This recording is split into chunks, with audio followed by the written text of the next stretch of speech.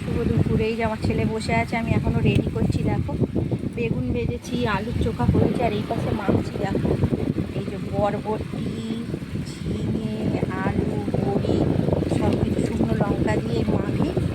আজকে এরম খাবো। আজকে এমনিও আমাবস্যা, আর শনিবার এমনি মাছ মাংস আমরা খাই না। তো বাবুকে বললাম, তার মধ্যে টমেটো দিয়েছি একটা। মাখাটা কেমন হচ্ছে বলবে।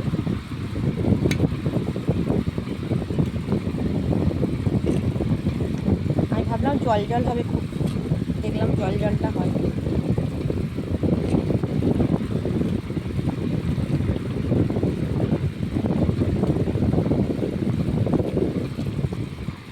তো মাখাটা কমপ্লিট।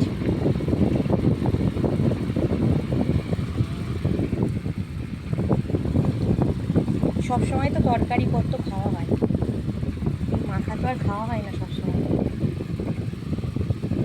আজকে এই পুজো টুজো করে ঘরে সামান্য যা ছিল একটুখানি দিয়ে ঠাকুরকে পুজো দিলাম। আর এই আমার ছেলেকে এখন খেতে দিয়েছি। চাটনি এখনও বার করে উঠতে পারিনি, চাটনিটা করে রেখেছি। আমি বলি আজকে দেরি হয়ে গেছে, তার মধ্যে ওর বাবা ফোন করছিল। আমি বললাম ফোনটা রাখো, পরে ফোন করবে।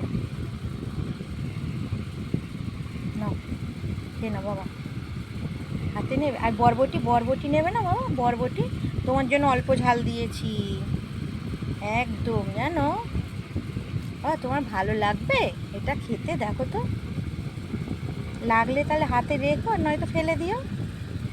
বাবা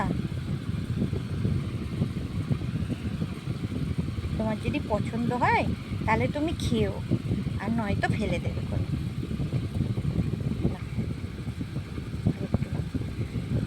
দেখতেই পাচ্ছ আলুর চোখাও করেছি আমার ছেলের জন্যে।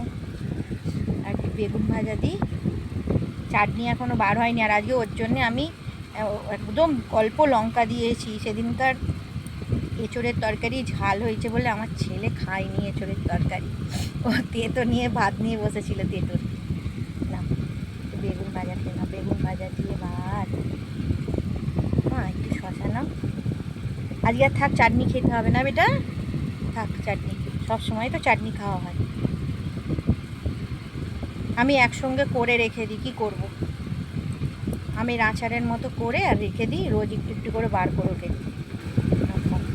আমি এখনো পর্যন্ত আর কি বলবো, ঠাকুরের থালা তুলতে পারিনি, তাই না? একটু জল খেয়ে নাও। এবার তুমি একা একা বসে বসে খাও।